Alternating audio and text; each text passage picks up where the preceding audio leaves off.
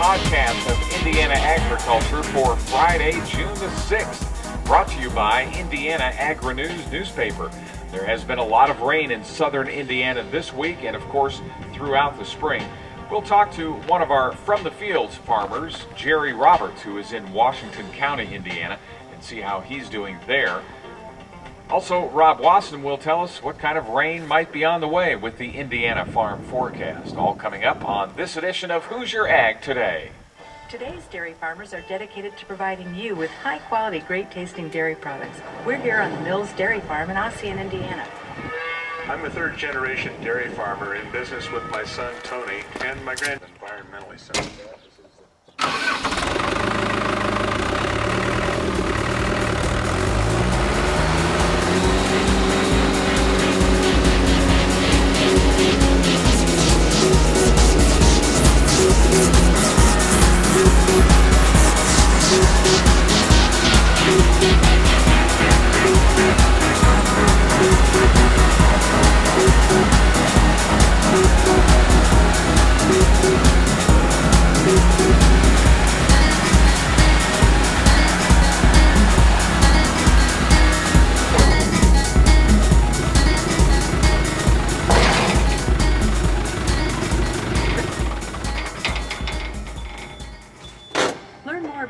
Visit dairyfarmingtoday.org. Respect for the land is second nature for us in dairy farming. Our farming practices are responsible, committed, sustainable, and we deliver every single day. This is Who's Your Ag Today. I'm Andy Eubank with the latest news in Indiana agriculture. Brought to you by the American Dairy Association of Indiana. June is Dairy Month, so be sure you get your 3 a day. Rain continues to wreak havoc on southern Indiana corn and bean fields. Farmers there remain hopeful that the rain will stop so planting and in some cases replanting can continue.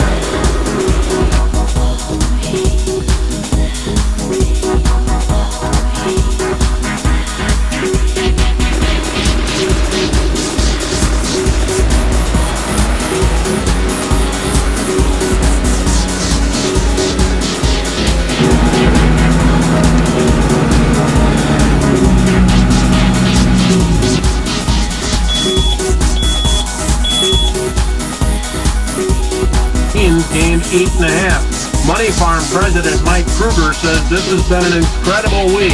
December corn blew through the old highs today by 10 or 15 cents or maybe even more. And more interestingly, a week ago today, last Thursday, December corn traded as low as $5.99 3/4, and today it traded as high as $6.71. Kind of similar action in beans and similar action in at least in the Chicago wheat market. There's 3 things that gave us the big pop. First one's weather. Then you've got the Argentine strike not settled. That's driving soybean meal prices. And I think the last piece of the puzzle was that, people were so afraid the CFTC was going to force the big index funds to cut positions significantly, and they didn't do that. Well, the corn soared to record highs yesterday, and new crop contracts closed in on $7 as excessive wet weather continued to pose a threat to this year's crop. The new all-time high was made in the July 09 at $6.97 3/4 yesterday. A wave of fund buying pegged at 15,000 lots entered the corn market. Good export demand added support as well. Corn closed 14.5 to 28 3/4 higher. Beans rallied to a 3-month high on strong export demand as the Argentine strike has paralyzed trade there. July beans ended 63 cents higher yesterday. This is the Red River Farm Network. Livestock markets here on this Friday morning.